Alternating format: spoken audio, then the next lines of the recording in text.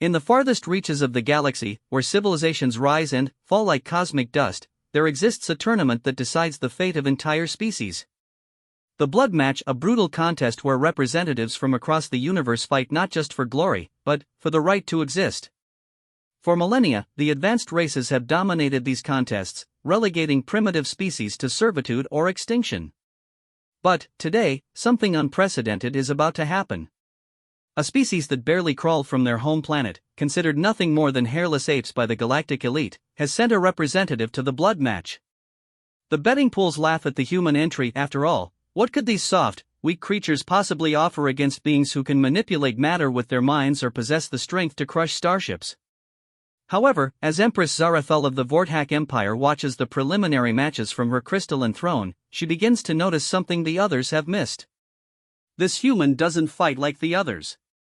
There's something different about the way he moves, the way he thinks, the way he refuses to yield even when facing impossible odds. What she's about to witness will shatter everything she thought she knew about strength, about power, and about what it truly means to be worthy of survival. Because sometimes, the greatest weapon isn't the ability to destroy planets or bend reality, sometimes, it's the simple, terrifying refusal to give up. The crystalline arena stretched across 3 kilometers of polished obsidian, its surface reflecting the twin suns of HFY Prime like a mirror of blood. Floating platforms surrounded the fighting ground in concentric circles, each one reserved for different tiers of galactic society. At the highest level, the Empress Zarathul of the Vorthak Empire sat upon her throne of living metal, its surface constantly shifting and reshaping itself to accommodate her massive form. Zarathul was a sight that had struck fear into the hearts of 1,000 worlds.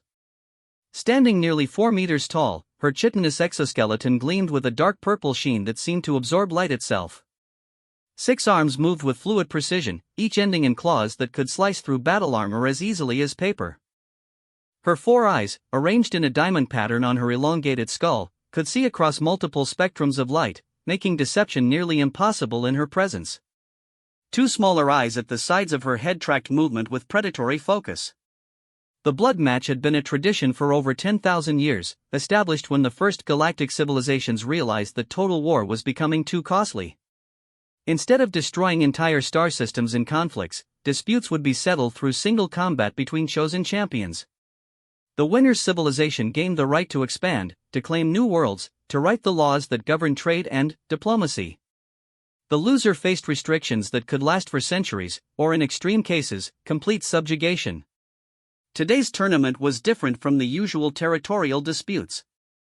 This was a selection match, held once every 500 years to determine which species would be granted full membership in the Galactic Confederation. For the past millennium, only 12 races had held this privilege, controlling the flow of technology, resources, and information throughout known space. The 13th seat had remained empty, waiting for a species deemed worthy by the Blood Match trials. Zarathul's attention was drawn to the central viewing screen, where the day's roster appeared in flowing script that adjusted itself to each viewer's native language. 23 species had submitted champions for the preliminary rounds. Most were familiar faces, the crystalline Zephyrians with their ability to phase through solid matter, the gaseous nebuloids who could compress themselves into devastating pressure waves, the mechanical omnidrones with their adaptive weaponry systems. But, one name stood out like a discordant note in an otherwise familiar symphony: human, Sol system, 3rd planet. The betting pools had been running for weeks, and the human entry was drawing laughs rather than serious wagers. The species wasn't even listed in the major databases until 3 solar cycles ago, when their primitive chemical rockets had finally managed to establish a small colony on their system's 4th planet. Their technology was laughably primitive, they still used projectile weapons and combustion engines. Their biology was unremarkable: no natural armor, no poison glands, no enhanced strength or speed beyond the baseline for their size class. Most damning of all, they were new. Species that had just achieved interplanetary travel rarely survived their first major conflict with established galactic powers.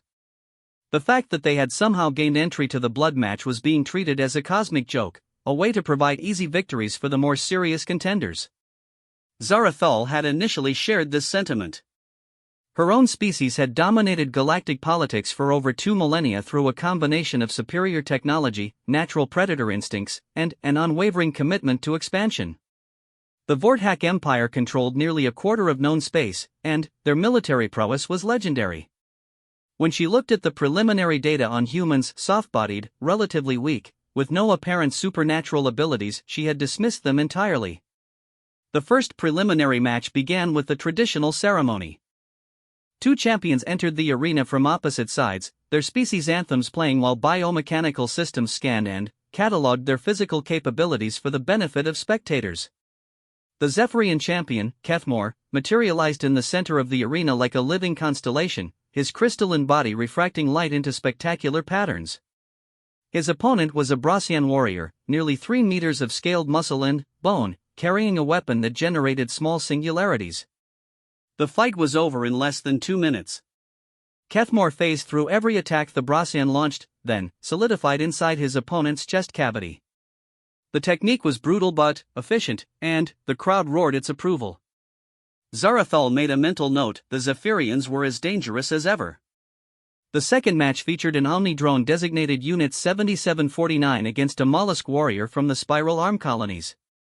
The mechanical being's adaptive systems quickly analyzed its opponent's bioelectric field patterns and generated the perfect counter-frequencies.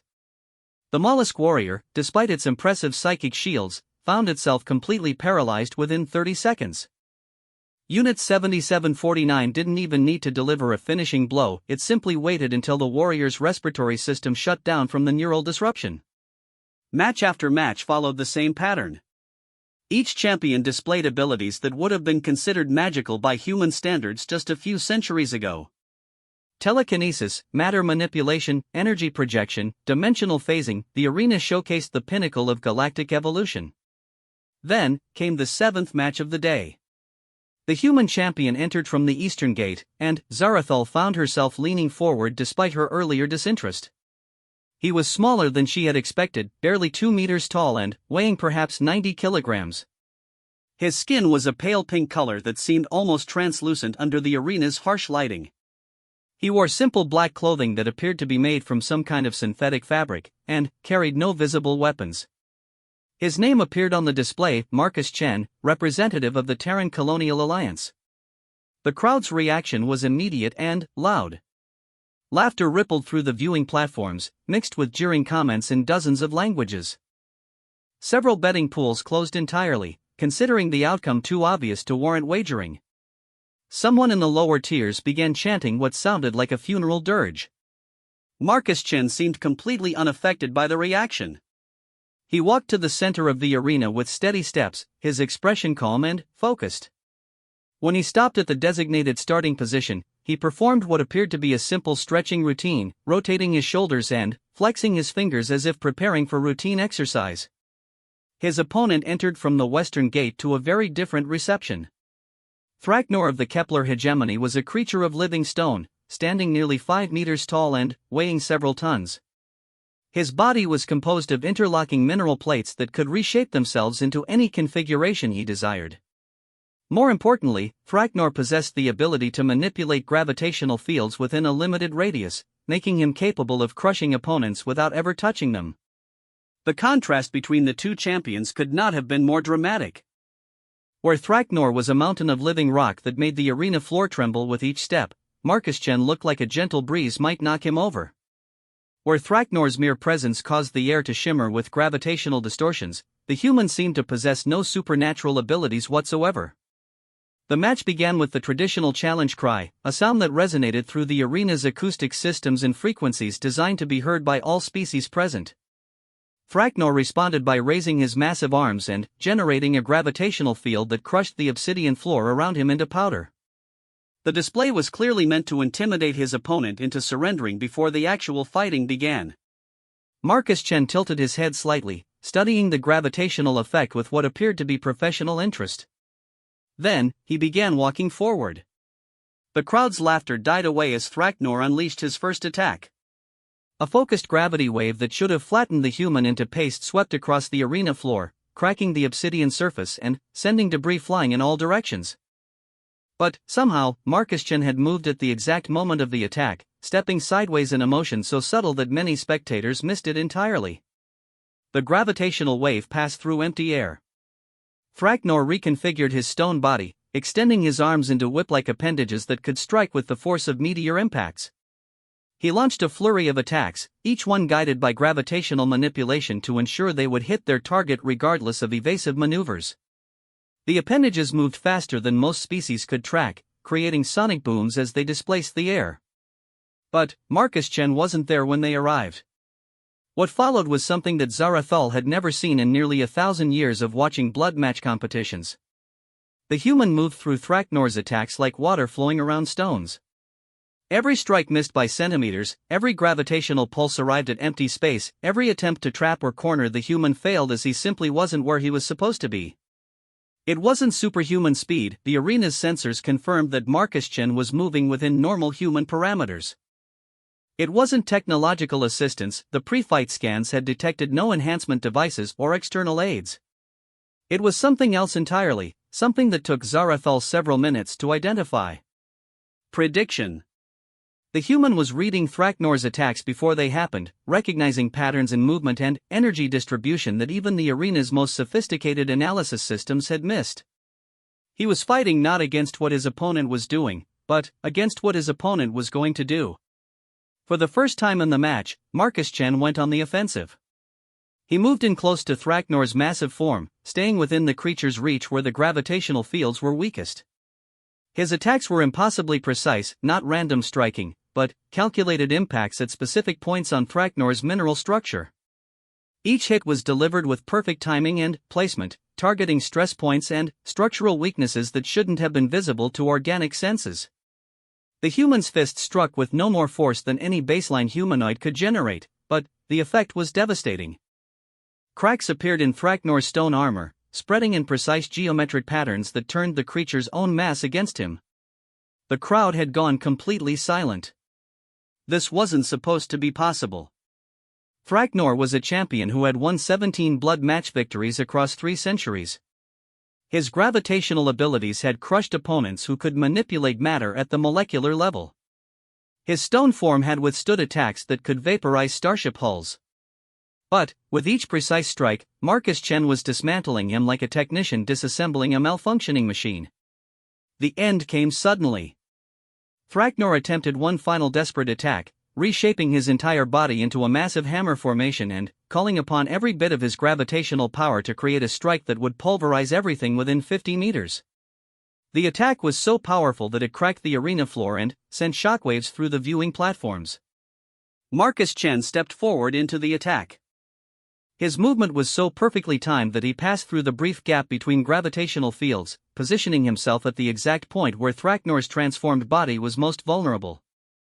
A single strike to a hairline crack that had been invisible to everyone else watching, delivered with surgical precision at the moment of maximum structural stress. Thraknor's stone form shattered like glass, scattering across the arena floor in 1,000 pieces.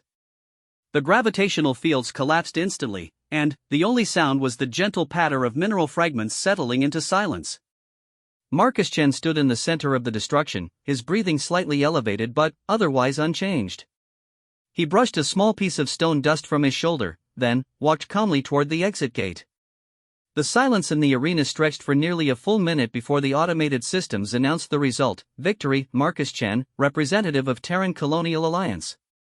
Duration, 4 minutes, 37 seconds. Zarathal found herself gripping the arms of her throne hard enough to leave claw marks in the living metal. She replayed the match in her mind, analyzing every movement, every decision, every impossible moment of precision that had led to Thraknor's defeat. This wasn't luck. This wasn't some hidden technological advantage.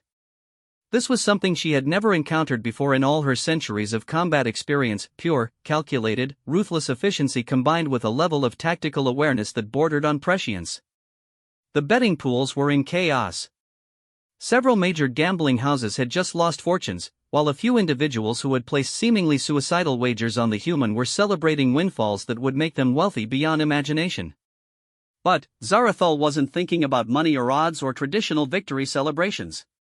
She was thinking about what she had just witnessed, and what it might mean for the upcoming matches. Because if this human could dismantle a creature like Thraknor with such casual efficiency, what would he do when faced with opponents who actually posed a challenge?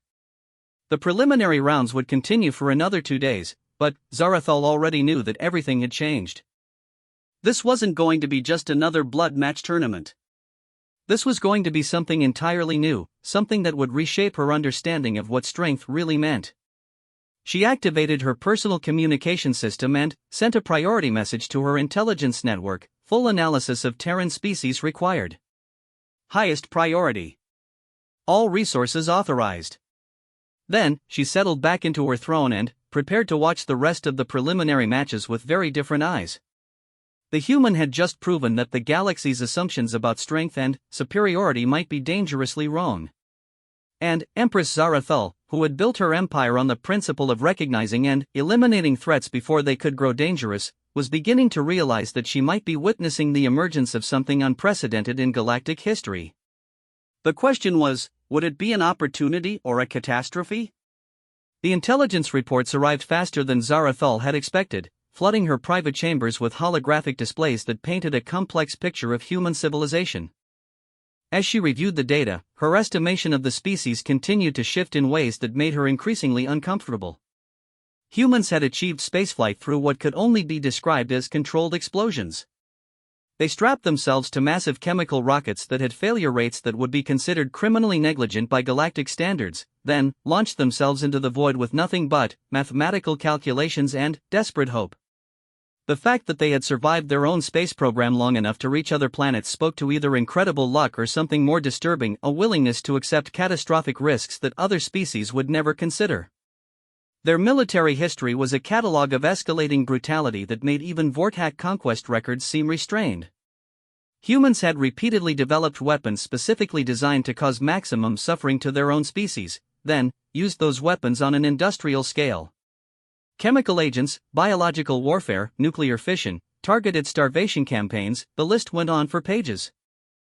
Most disturbing was the pattern: every time they created something intended as a deterrent against warfare, they ended up using it to make warfare more efficient. But, buried within the horror of their military records was something that made Zarathul's combat instincts sing with recognition: humans never seemed to accept defeat as final. Their history was filled with examples of catastrophic losses followed by impossible comebacks. Military forces that had been reduced to scattered remnants would somehow reorganize and launch counterattacks that reversed entire campaigns. Civilizations that had been bombed to ruins would rebuild themselves into superpowers within decades. The pattern was consistent across every conflict in their recorded history. Humans didn't just fight until they lost, they fought until they won, no matter how long it took or how many times they had to adapt their tactics. The second day of preliminary matches began with Marcus Chen facing a psionic collective representative known as the Chorus. Unlike individual champions from other species, the Chorus was actually 17 separate beings who had permanently merged their consciousness into a single fighting entity. Their combined psychic abilities could manipulate reality on a local scale, creating illusions so powerful they became temporarily real, or generating telekinetic forces that could reshape matter at the molecular level. The betting pools had adjusted their odds after reviewing Marcus's first victory, but most analysts still considered it a fluke. Fraknor's defeat could be explained by structural engineering knowledge that humans might have acquired during their industrial development. But psychic powers were different. There was no known counter to reality manipulation except superior psychic ability, and humans showed no evidence of possessing any mental capabilities beyond baseline organic intelligence. The Chorus entered the arena as a flowing formation of humanoid figures, each one slightly translucent and connected to the others by streams of visible psychic energy. They moved with perfect coordination, 17 bodies functioning as one organism. Their combined presence made the air itself seem heavy, charged with potential energy that set sensitive species' nervous systems on edge. Marcus Chen approached the center of the arena with the same calm demeanor he had shown the previous day. But Zarathul noticed something different in his posture, a subtle tension that suggested heightened alertness. He had studied his opponent, just as she had studied him. The match began without the traditional challenge cry. The Chorus communicated through direct mind contact and considered audible speech a primitive affectation. Instead, reality around them simply began to change. The arena floor transformed into a maze of crystalline walls that reflected psychic energy, creating a labyrinth that extended far beyond the physical boundaries of the fighting space. The air itself became thick and viscous, slowing movement while carrying whispers and languages that existed only in the collective unconscious of sentient minds. Marcus Chen found himself standing in what appeared to be a vast library, surrounded by shelves that stretched up into infinite darkness. Books flew through the air around him, their pages trailing streams of text that formed attacking patterns of living words. The smell of old paper and ink filled his nostrils, so realistic that even the arena's sensors registered it as genuine. But, instead of fighting the illusion or searching for a way to escape it, Marcus did something unexpected. He began to read. The flying books were manifestations of the chorus's collective knowledge, psychic projections that drew their content from the merged consciousness of 17 beings. Each book contained real information, tactical analyses, technical specifications, personal memories, emotional responses. Marcus tracked the movement patterns of the flying books, but he was also absorbing their content, processing information at a rate that should have been impossible for organic neural networks. The chorus realized what was happening and shifted tactics. The library dissolved, replaced by a battlefield where Marcus found himself surrounded by enemies from throughout galactic history. Vorthak warriors, Zephyrian assassins, Omni-drone combat units, all psychic constructs, but solid enough to inflict real damage. Marcus began to fight, but not in the way anyone expected. Instead of trying to destroy the illusions, he started using them against each other. A feint that caused a Vorthak warrior to strike a Zephyrian construct. A tactical withdrawal that led an Omni-drone unit into the path of a crushing attack from a mollusk psychic projection. He was turning the chorus's own collective knowledge against them, using their shared memories of how these various species fought to create conflicts within the illusion itself. The psychic maze began to collapse as the chorus struggled to maintain constructs that were actively working against their intended purpose. Reality flickered between different scenarios: space battles, urban warfare, deep ocean trenches, as the collective consciousness fought to regain control of their own manifestation. That was when Marcus Chen went on the offensive. He had been mapping the psychic energy flows throughout the entire illusion, tracking the connections between the chorus's individual components while they were distracted by their failing constructs. Now he moved through the dissolving maze with purpose, heading directly toward points where the psychic links were strongest. The chorus tried to stop him by manifesting physical barriers, but Marcus simply incorporated them into his movement patterns. A wall of force became a surface to redirect his momentum. A pit that opened beneath his feet became a slide that carried him closer to his target. Every defensive measure they created became a tool he used to navigate their psychic landscape more efficiently. When he reached the first of the chorus members, Marcus didn't attack in any conventional sense. Instead, he placed his hand on the being's forehead and spoke a single word in perfect collective dialect: disconnect. The word itself wasn't the weapon, it was the timing and the context. Marcus had identified the precise moment when that individual's psychic link was fluctuating due to the stress of maintaining the failing illusions. The word served as a focus point that disrupted the connection at exactly the moment of maximum vulnerability. One of the 17 fell silent, its consciousness severed from the collective.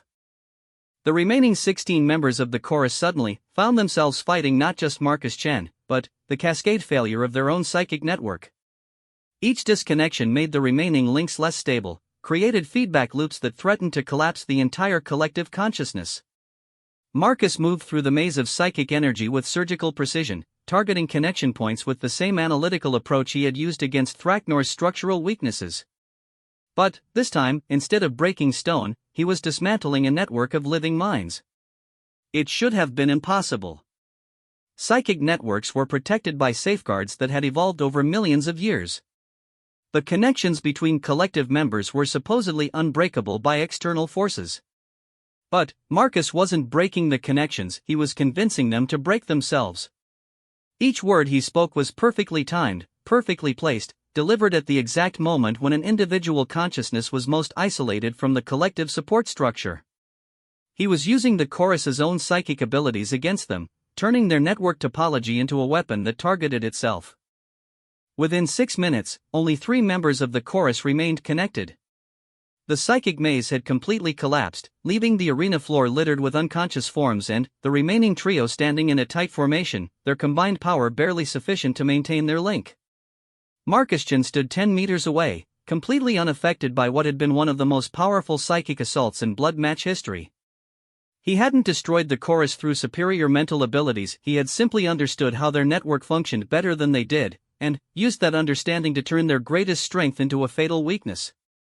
The 3 remaining members attempted one final desperate attack, combining all their remaining power into a focused psychic lance designed to shut down Marcus's nervous system directly.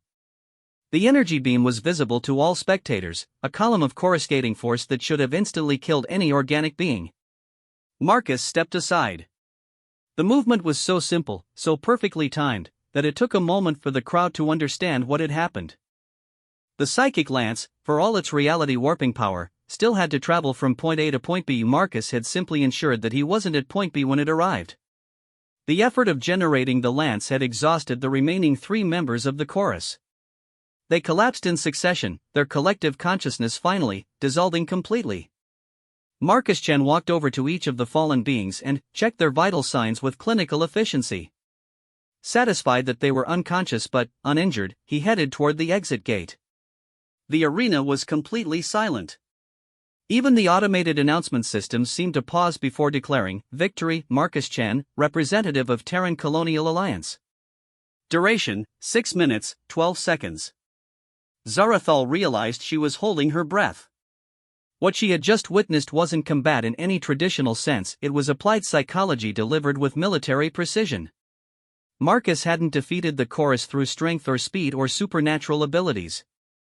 He had simply understood them better than they understood themselves, then used that knowledge to make them defeat themselves.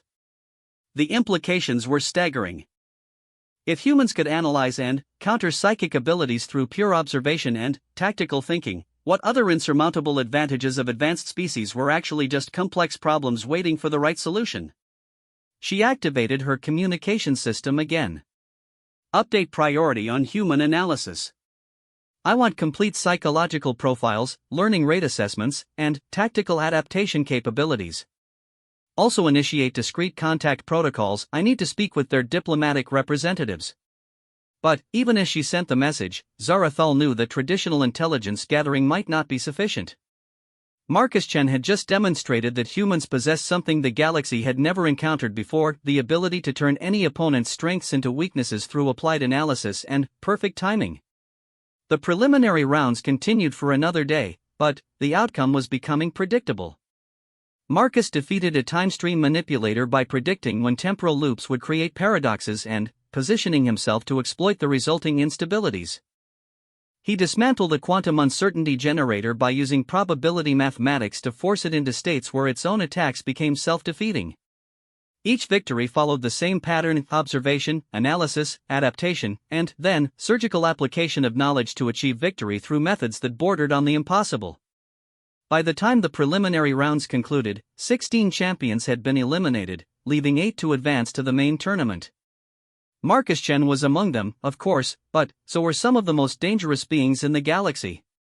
The Vorthak Empire's own champion, General Krickstar, had advanced by literally eating his opponent's energy patterns. A Voidwalker from the Dark Nebula had won by existing in 17 dimensions simultaneously, making conventional attack impossible. The main tournament bracket was announced with great ceremony. Marcus Chen was scheduled to face an elemental storm being in the quarterfinals, a creature of living plasma and electromagnetic energy that existed as a sentient weather system. If he somehow managed to survive that encounter, his semi-final opponent would be either a reality architect who could rewrite the laws of physics in localized areas, or a hive mind swarm comprised of millions of individual combat organisms. The betting pools had stopped taking wagers against Marcus Chen. Too many people had lost too much money betting against him during the preliminaries. But the odds still heavily favored his upcoming opponents, because the champions remaining in the tournament possessed abilities that seemed to transcend the possibility of tactical counters. Zarathal spent the rest of the day reviewing everything she knew about humans, looking for patterns that might explain what she had witnessed. What she found was a species that had survived not through superior evolution, but through superior adaptation. Every major extinction event in their planet's history had eliminated most other species while somehow leaving human ancestors alive to continue evolving. They were persistence hunters who could track prey across vast distances not through speed, but through simple refusal to give up. They were social creatures who had survived ice ages, volcanic catastrophes, and massive climate changes by developing increasingly sophisticated methods of cooperation and knowledge sharing. Most importantly, they were a species that had never encountered a problem they couldn't eventually solve, given enough time and sufficient motivation. The question that kept returning to her mind was simple but profound. What would happen when this human problem-solving capability was applied to challenges that the galaxy had considered impossible to overcome? As the tournament prepared to enter its main phase, Zarathal found herself hoping that Marcus Chen would continue to advance. Not because she wanted him to win, the political implications of human victory would be catastrophic for established galactic order, but because she needed to see how far this impossible pattern could extend. She had a growing suspicion that she was witnessing something that would reshape everything she thought she knew about power, intelligence, and the nature of superiority itself. The main tournament would begin tomorrow, and, for the first time in centuries, Empress Zarathal had no idea what the outcome would be. The quarterfinals began at dawn on HFY Prime, when both suns aligned to cast the arena in a harsh crimson light that seemed appropriate for what everyone expected to be Marcus Chen's final match. The elemental storm, being known as Tempest, had never been defeated in combat, primarily because most opponents couldn't even get close enough to engage it in anything resembling traditional fighting. Tempest entered the arena as a controlled hurricane, a swirling mass of plasma, electrical discharge, and superheated gases that stood nearly 20 meters tall. Its form constantly shifted between different configurations, sometimes appearing as a massive tornado of flame, other times as a serpentine dragon made of pure lightning. The creature's presence alone was enough to ionize the air around it, creating an electromagnetic field that interfered with most technological systems. The arena's environmental controls struggled to compensate for Tempest's effect on local weather patterns. Storm clouds began forming above the obsidian fighting surface, and the temperature fluctuated wildly as the being's plasma core radiated heat in unpredictable pulses. Several viewing platforms had to activate additional shielding to protect spectators from electromagnetic radiation. Marcus Chen walked into this chaos wearing the same simple black clothing he had worn for all his previous matches. The contrast was almost comical, a single human figure approaching what appeared to be a miniature star system in the process of having a violent argument with itself. But Zarathal noticed something different about his approach this time. Marcus wasn't moving directly toward the center of the arena. Instead, he was following a curved path that took him in a wide circle around Tempest's position, staying just outside the range where the electromagnetic effects became dangerous to organic tissue. He was studying the pattern. Tempest's seemingly chaotic form actually followed complex mathematical principles that govern energy distribution and electromagnetic field generation. Marcus was mapping these patterns, identifying the underlying structure that made the creature's existence possible.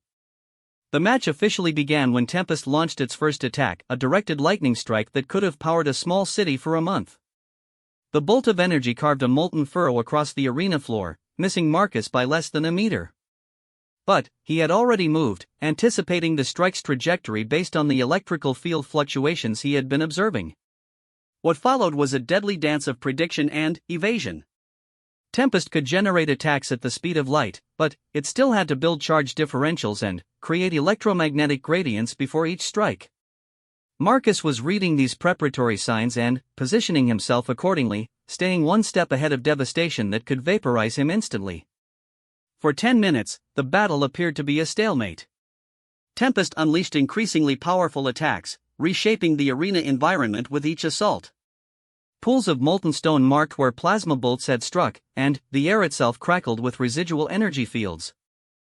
But Marcus continued to avoid every attack, moving through the electromagnetic chaos with the same surgical precision he had shown against all his previous opponents. Then, something changed. Marcus stopped evading and started advancing. He began moving directly toward Tempest, but not in a straight line. Instead, he followed a complex spiral path that seemed to defy logic, weaving between energy discharges that should have been impossible to predict or avoid. Zarathal realized what he was doing and felt her blood turn cold. Marcus wasn't just avoiding Tempest's attacks anymore, he was using them to power his approach. Every electromagnetic pulse that missed him created a field gradient that slightly altered the air density around his position. Every plasma discharge changed the local atmospheric pressure in ways that affected air resistance. Marcus was using the creature's own attacks to generate micro-pressure differentials that reduced the energy cost of his movements. It was applied physics so complex that most galactic civilizations would need supercomputers to calculate the necessary trajectories. Marcus was performing these calculations in real time, in his head, while moving at speeds that left no margin for error. But the most disturbing part was yet to come. When Marcus reached the outer edge of Tempest's electromagnetic field, he didn't slow down or take cover. Instead, he reached into his clothing and withdrew something that made every sensor in the arena register impossible readings. It was a piece of metal. Specifically, it appeared to be a length of copper wire about 30 centimeters long, formed into a complex geometric shape that hurt to look at directly. The configuration seemed to twist through dimensions that didn't quite exist in normal space, creating optical illusions that made observers' eyes water. Marcus held the wire configuration above his head and stepped directly into Tempest's electromagnetic field. The effect was instantaneous and catastrophic. The wire began to resonate with frequencies that the arena's sensors couldn't properly measure, creating harmonic feedback loops within Tempest's energy matrix. The storm being's carefully maintained electromagnetic balance began to destabilize, as the resonating metal introduced chaos patterns that propagated through its entire form. Tempest tried to destroy the wire with a concentrated plasma burst, but the metal object seemed to absorb and redirect the energy, transforming destructive force into even more complex harmonic patterns. Each attack made the destabilization worse, turning Tempest's own power against the delicate balance that kept its plasma form coherent. Within 30 seconds, the creature that had been a hurricane of controlled energy began to collapse into itself.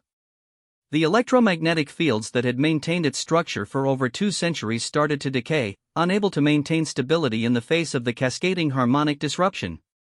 Tempest's final form was a small, glowing sphere of condensed plasma that hovered 3 meters above the arena floor.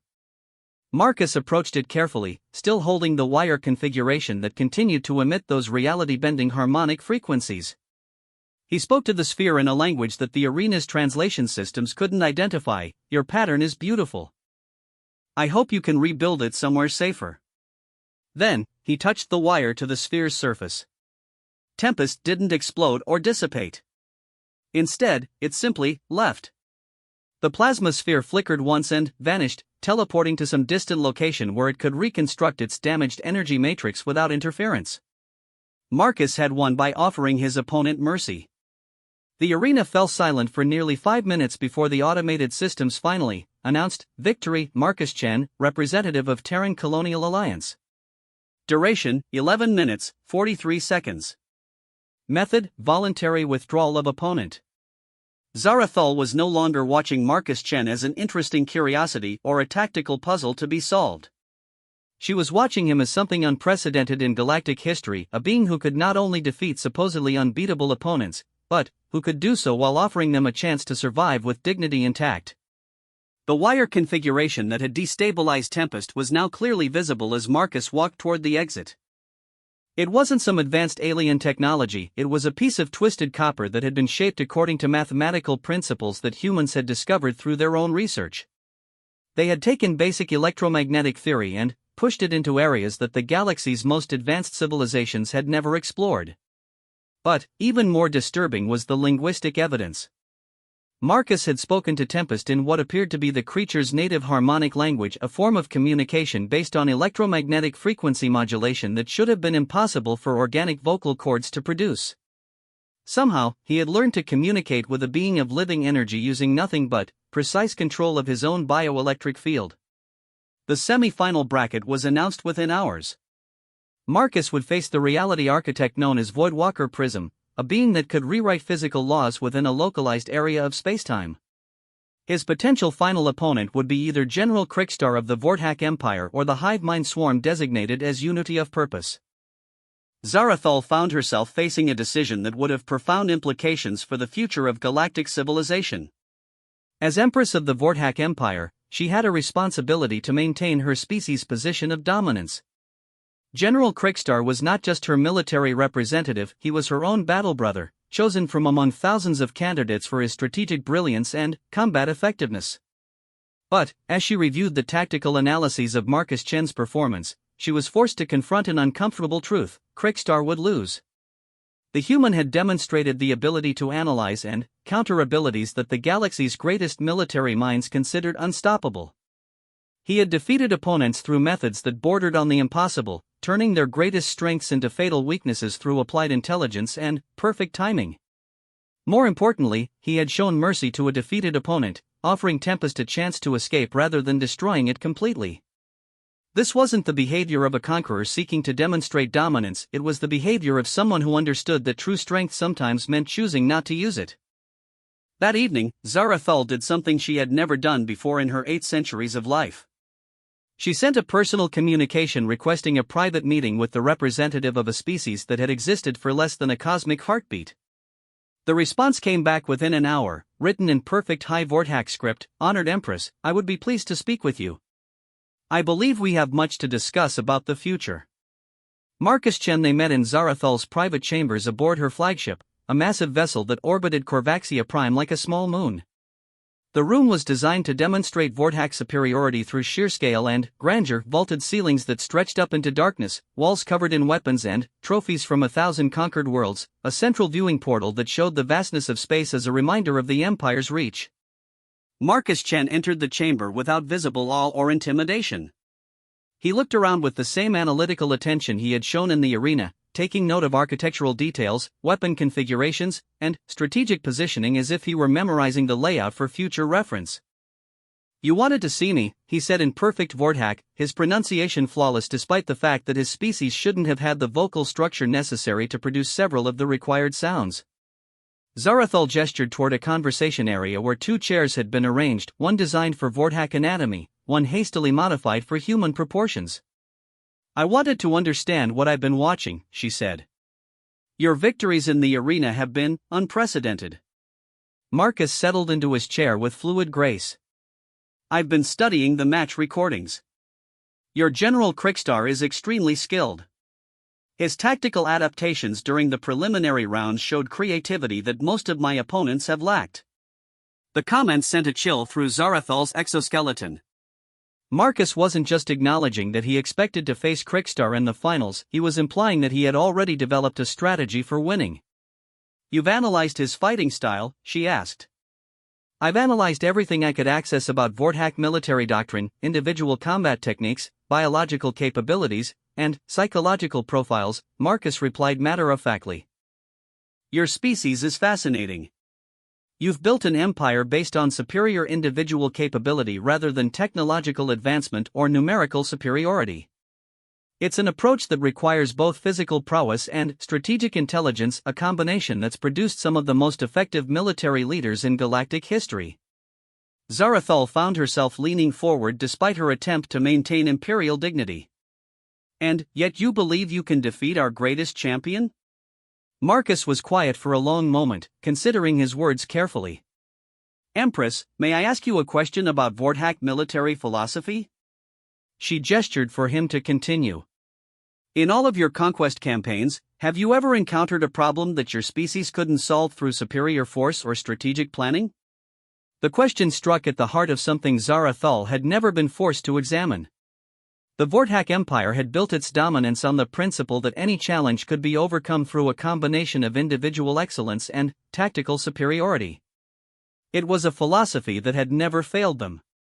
"No," she admitted. "We have always found a way to victory." Marcus nodded thoughtfully. "Humans have a similar approach, but with one crucial difference. When we encounter a problem that can't be solved through conventional methods, we don't try to solve it at all. Instead, we change the problem until it becomes something we can solve." "What do you mean?" "General Krikstar is stronger than me, faster than me, more experienced than me, and possesses natural weapons that could kill me in a single strike. In a traditional contest of martial prowess, I would lose within seconds. But the blood match isn't really a test of martial prowess, it's a test of adaptation under pressure. And adaptation is something my species has been practicing for a very long time." Zara Thul felt something that she hadn't experienced since her youth, genuine uncertainty about the outcome of a battle involving Vortac forces. "You're planning to change the nature of the contest itself." "I'm planning to win," Marcus said simply. "But I'm also hoping that victory doesn't require permanent damage to your champion." The galaxy needs the Vortak Empire to remain strong. You provide stability and order that prevents smaller conflicts from escalating into system-wide wars. The comment revealed a level of political sophistication that made Zarathal reassess everything she thought she knew about human intelligence. Marcus wasn't just a skilled fighter, he was a strategist who understood galactic politics at a level that most species' diplomatic corps would envy. You're not seeking conquest, she realized. You're seeking partnership. Humans are practical, Marcus replied. We've learned that the best way to solve problems is usually to find allies who complement our capabilities rather than trying to replace them entirely. The Vortak Empire has spent millennia developing military and administrative expertise that would take us centuries to replicate. Why would we want to destroy something so valuable? They talked for another 2 hours, discussing everything from military tactics to economic theory to the philosophical implications of consciousness in artificial intelligences. With each topic, Marcus demonstrated a depth of knowledge that should have been impossible for someone from a species that had barely achieved interstellar travel. But, more than his knowledge, it was his approach to problems that impressed Zarathal. Every challenge they discussed became an opportunity for collaboration rather than competition. Every potential conflict became a puzzle to be solved through creative application of combined resources. When Marcus finally left her chambers, Zarathal found herself facing a decision that would define the future of her empire. She could continue to view humans as a threat to be contained or eliminated, or she could begin to see them as something unprecedented, partners who might actually make the galaxy stronger rather than simply rearranging existing power structures. The semi-final matches would begin tomorrow, and, regardless of the outcome, Zarathal knew that the galaxy was about to change in ways that no one could predict. She activated her communication system one final time that day, sending a message that would have been unthinkable just a week earlier. General Krickstar, I want you to understand that tomorrow's match is not about Imperial honor. It's about determining whether we're witnessing the emergence of an ally or a replacement. Fight with everything you have, but remember that survival is more important than victory. Then, she settled in to wait for a contest that would determine whether the future of galactic civilization would be defined by conquest or by cooperation. The answer would come soon enough. The semi-final between Marcus Chen and Voidwalker Prism began at midday, when the twin suns of HFY Prime reached their zenith and cast the arena in blinding white light. The timing was symbolic. This match would determine whether the impossible pattern of human victories would continue, or whether Marcus would finally encounter an opponent whose abilities transcended the possibility of tactical counters. Voidwalker Prism entered the arena as a geometric impossibility, a crystalline being whose body existed in 17 dimensions simultaneously. To organic observers, it appeared as a constantly shifting kaleidoscope of angular surfaces that hurt to look at directly, as their visual cortex struggled to process shapes that existed partially outside normal spacetime. The creature's presence warped reality in a sphere roughly 50 meters in diameter, creating an area where the laws of physics became suggestions rather than absolute rules. Marcus approached this reality distortion with obvious caution, stopping at the boundary where spacetime curvature began to affect the behavior of matter. He spent several minutes observing the patterns of distortion, mapping how different physical constants fluctuated within Prism's influence. The crowd watched with anticipation that bordered on bloodlust. Finally, they thought, the human would face an opponent whose abilities couldn't be analyzed or countered through tactical thinking. Reality architects like Prism could rewrite the fundamental forces of nature within their sphere of influence. They could make gravity flow upward, cause time to run backward, or simply delete the concept of momentum from localized spacetime. When the match officially began, Prism demonstrated these capabilities with casual efficiency. The arena floor within its influence sphere transformed from solid obsidian into a liquid that flowed in impossible directions, defying every law of fluid dynamics. The air became thick as molasses in some areas and thin as vacuum in others, creating pressure gradients that would have been lethal to any organic being caught within them. Marcus studied these changes with intense concentration, but he didn't retreat.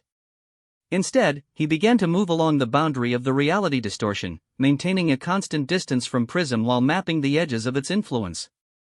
What he was doing became clear after several minutes of careful observation. Prism's reality manipulation wasn't truly random, it followed patterns based on the creature's conscious decisions about which physical laws to modify and how. The distortions were limited by Prism's own understanding of physics, which meant they operated within consistent mathematical frameworks even when those frameworks violated normal universal constants. Marcus was learning the rules of Prism's personal universe.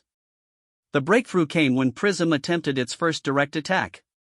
The creature reached across dimensions and tried to delete Marcus's molecular cohesion, essentially willing him out of existence by rewriting the electromagnetic forces that held his atoms together. But Marcus wasn't where the attack expected him to be. Not physically, he was still standing in the same location, but mathematically. Somehow, he had positioned himself at a coordinate that existed outside Prism's current reality framework, occupying a space that the creature's consciousness wasn't actively defining. The attack failed, not because Marcus had superior defensive abilities, but because Prism's own redefined physics couldn't locate him as a valid target. What followed was something that even Zarathul, with all her centuries of combat experience, struggled to comprehend.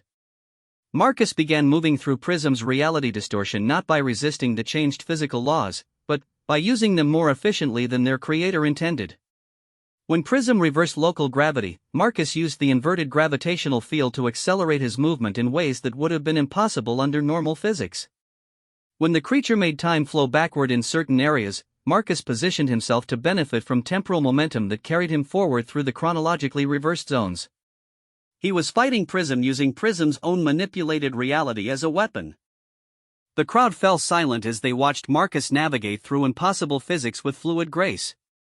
Every reality alteration that Prism created became a tool that the human used to close the distance between them. Every attempt to trap him in zones of altered spacetime became a transportation system that carried him closer to his goal. Prism, for the first time in its existence, began to experience something approaching panic. The creature had never encountered an opponent who could function effectively within arbitrarily modified physical laws. Its reality manipulation abilities had always been absolute. Either opponents were destroyed by the altered physics, or they were forced to retreat beyond the range of influence. But Marcus was neither destroyed nor retreating. He was adapting to each new reality framework faster than Prism could create them, learning the mathematical principles behind each modification and using them as navigation tools rather than obstacles. The end came when Prism made a critical error born of desperation. The creature attempted to delete the concept of space itself within a localized area, creating a zone where distance and position became meaningless. It was the ultimate defensive measure, an area where no attack could be delivered because the idea of objects occupying different locations simply didn't exist. But Marcus understood something about mathematics that Prism had overlooked. When space itself becomes undefined, the boundary between defined and undefined areas becomes infinitely complex, a fractal edge that exists at every scale simultaneously. Marcus stepped into the fractal boundary. From the perspective of outside observers, he simply vanished. But, from his own perspective, he was moving through a space where every point was simultaneously adjacent to every other point. The deleted concept of distance worked both ways. If he couldn't be separated from Prism by space, then he was effectively in contact with Prism regardless of their apparent physical positions. When Marcus reappeared, he was standing directly beside Prism's crystalline form, his hand resting gently on one of the geometric surfaces that existed in normal three-dimensional space. The contact was completely non-threatening, but it proved a point that sent shockwaves through every advanced civilization watching the match. Marcus had moved through deleted spacetime and emerged exactly where he had intended to be. "Your mathematics are beautiful," he said to Prism in a language that consisted entirely of geometric harmonics. "But you've been thinking too small. Reality isn't just something you can rewrite, it's something you can compose like music." Marcus began to hum. The sound he produced shouldn't have been possible for human vocal cords, but somehow he was generating harmonic frequencies that resonated with the mathematical foundations of Prism's reality manipulation. Each note introduced new variables into the equations that governed the altered physics, expanding the framework in directions that Prism had never considered. Instead of fighting against the reality architect's manipulations, Marcus was collaborating with them. He was taking Prism's localized universe and helping it become more than its creator had imagined possible. The effect was immediate and spectacular. The reality distortion began to expand and stabilize, creating zones where impossible physics operated with elegant consistency. Areas where gravity flowed like water combined with regions where time moved in spirals, generating complex patterns of cause and effect that created beauty rather than chaos. Prism found itself working in partnership with Marcus, their combined understanding of mathematics creating reality frameworks that neither could have achieved alone. The combat arena became a laboratory for exploring the artistic possibilities of modified physics, a collaborative sculpture made from the fundamental forces of the universe. When the match officially ended, it was not because either combatant had been defeated, but because they had transformed the contest into something unprecedented, a creative collaboration between species with completely different approaches to understanding reality. The automated announcement system struggled with the unprecedented situation before finally declaring, "Match concluded, collaborative demonstration." Advancement to finals. Marcus Chen, representative of Terran Colonial Alliance and Voidwalker Prism, Reality Architect Collective, joint advancement approved by tournament regulations regarding unprecedented circumstances. The decision meant that the finals would be a three-way contest: Marcus Chen, Voidwalker Prism, and the winner of the other semifinal between General Crickstar and Unity of Purpose. But Zarathul was no longer thinking about tournament brackets or combat outcomes. She was thinking about what she had just witnessed: a human who could not only survive contact with reality manipulation, but who could enhance and expand it through collaborative mathematics. The implications were staggering.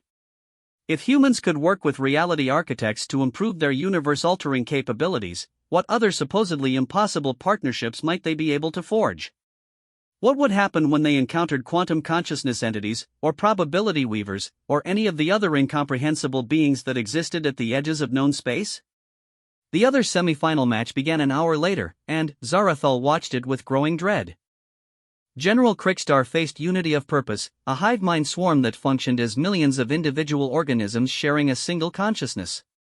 The battle was brutal and efficient. Crickstar used his superior individual combat abilities to systematically destroy enough of the swarm components to degrade Unity of Purpose collective intelligence below the threshold needed for complex tactical planning. It was a textbook example of Vorthack military doctrine: identify the enemy's critical weakness, apply overwhelming force at the point of maximum vulnerability, achieve decisive victory through superior execution. But, as Zarathul watched her champion claim victory through methods that had dominated galactic warfare for millennia, she found herself comparing his approach to what Marcus Chen had demonstrated. Where Crickstar had destroyed his opponent's capabilities, Marcus had enhanced his opponent's abilities while finding ways to work with them. Where Crickstar had won through superior force, Marcus had won through superior understanding. The contrast revealed something profound about the different approaches to conflict resolution. Traditional galactic warfare was based on the principle of making opponents weaker until they could be defeated. Marcus seemed to operate on the principle of making everyone stronger, then finding ways to benefit from the enhanced capabilities. After Crickstar's victory was announced, Zarathul made her way to the preparation areas where the finalists were recovering from their matches. She found Marcus in a small chamber, sitting in meditation posture with his eyes closed and his breathing perfectly regulated. "That was remarkable," she said without preamble. Marcus opened his eyes and smiled. "Voidwalker Prism taught me more about mathematical philosophy in 30 minutes than I learned in 4 years of advanced studies. I had no idea that consciousness itself could be used as a variable in reality manipulation equations. You turned a combat match into a learning experience." "Learning experiences are the most valuable kind," Marcus replied. "Combat is ultimately about resource allocation, determining how to distribute energy, information, and tactical advantages to achieve desired outcomes. But, if both participants can gain resources through the interaction, the total value of the exchange increases exponentially." Zarathul found herself nodding despite her initial intention to maintain imperial dignity. "Tomorrow you'll face my champion and your new partner simultaneously. How do you plan to approach a three-way contest where one of your opponents is also your ally?" Marcus considered the question seriously. "I'm hoping we can find a way to make it not really be a contest at all. The blood match is supposed to determine who deserves full membership in the Galactic Confederation, but maybe the real question is whether the Confederation itself needs to evolve." "What do you mean?" "The current system assumes that galactic civilization is a zero-sum game, that one species' advancement comes at the cost of another species' resources or opportunities." "But what if that assumption is wrong? What if cooperation could generate more total value than competition?" The conversation continued for another hour, covering topics that ranged from economic theory to military strategy to the philosophical implications of consciousness in collective organisms. With each exchange, Zarathal found her understanding of galactic politics shifting in fundamental ways. When she finally left Marcus to his preparations, she carried with her a single disturbing realization: regardless of who won tomorrow's final match, the galaxy would never be the same. The human approach to problem-solving represented something genuinely new in galactic civilization, not just a different method of achieving victory, but a different definition of what victory meant. She spent the night reviewing intelligence reports about human civilization, looking for patterns that might explain how a species could develop such a radically different approach to conflict resolution. What she found was a history of cooperation under pressure that had allowed them to survive challenges that would have destroyed most other species.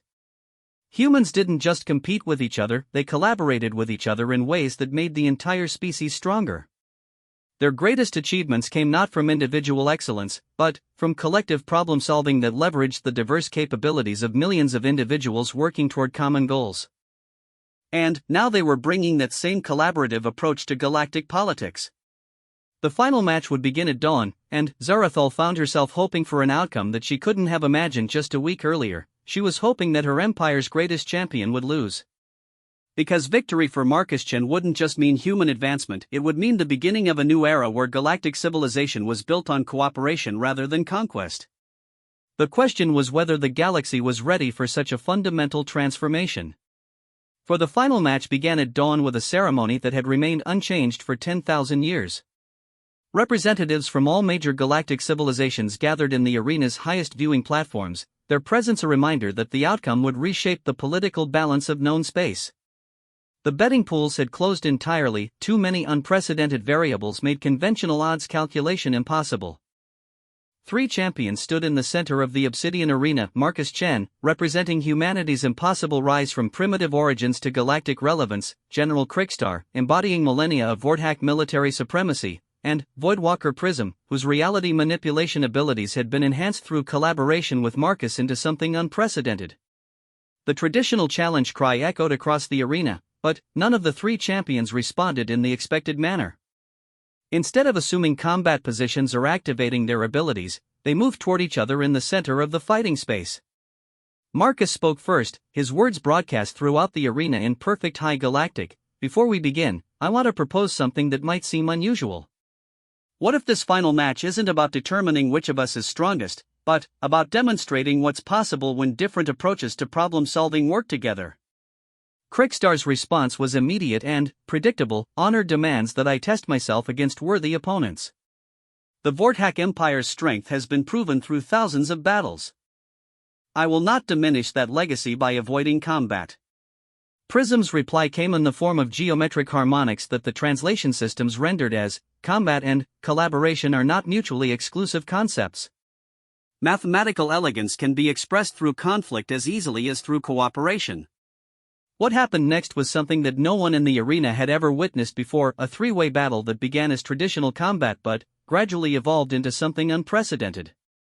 Krickstar attacked first, his 6 arms moving with blinding speed as he deployed the full range of Vorthack combat techniques.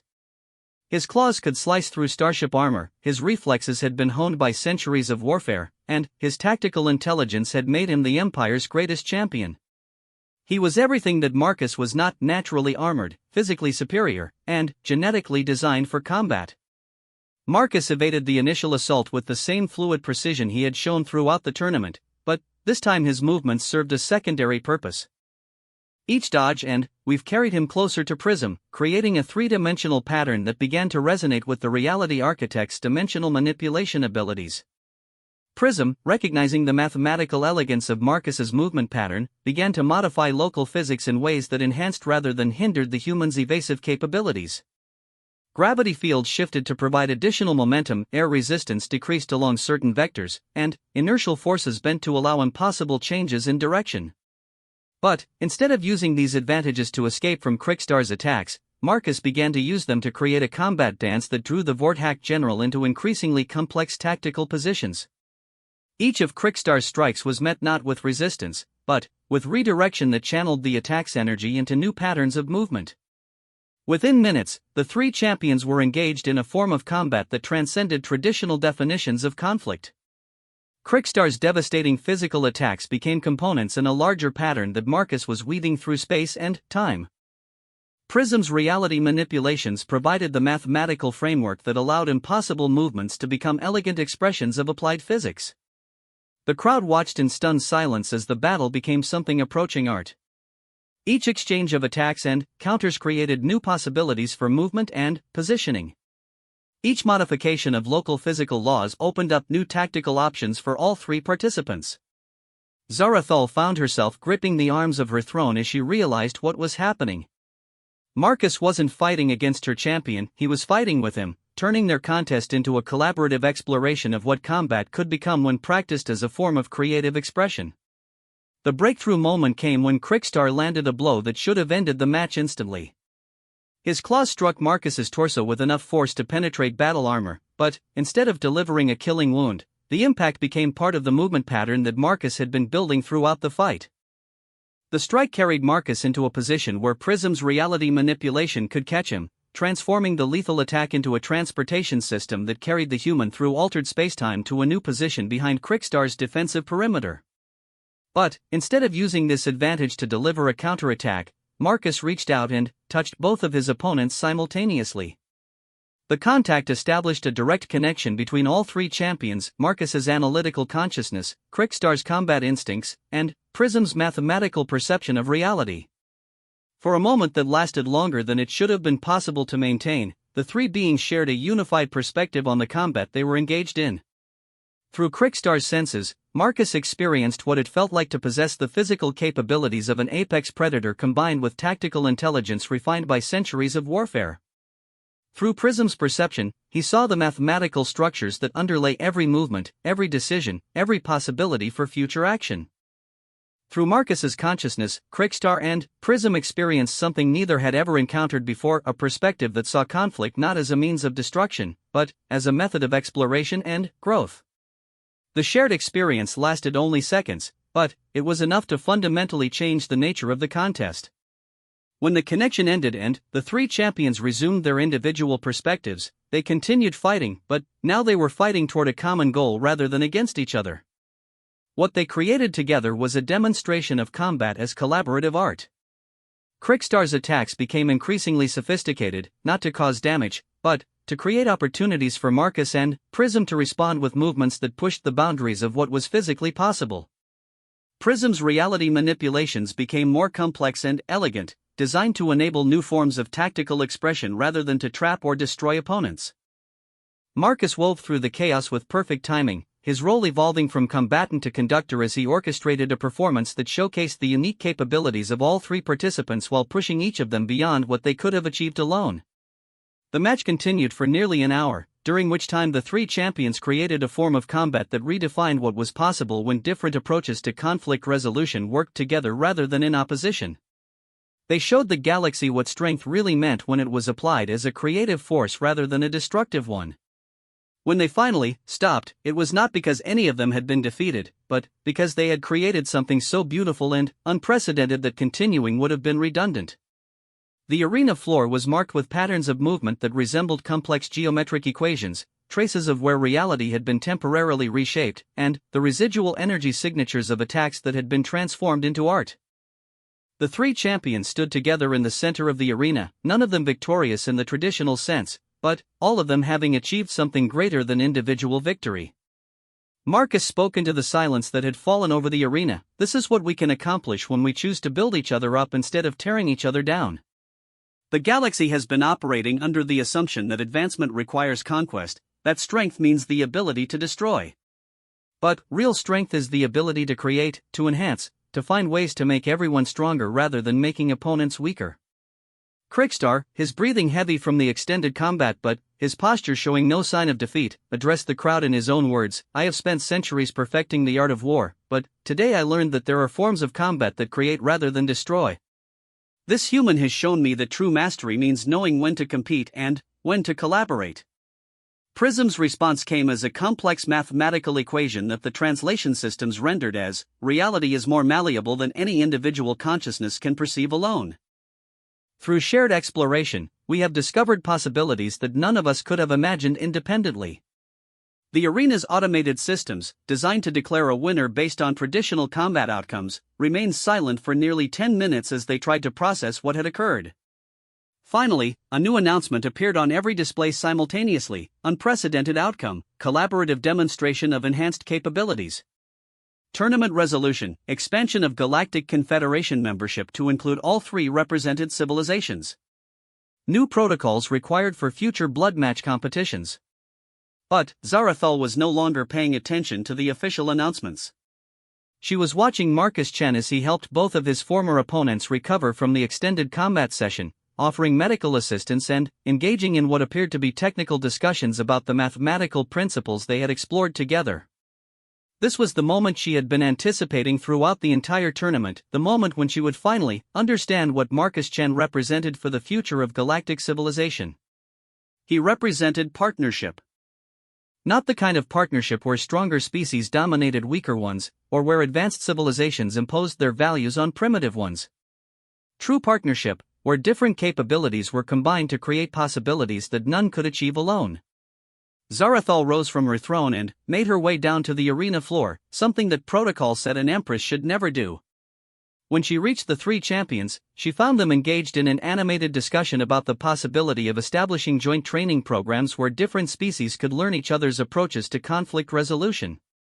Marcus looked up as she approached, and smiled with the same calm confidence he had shown throughout the tournament.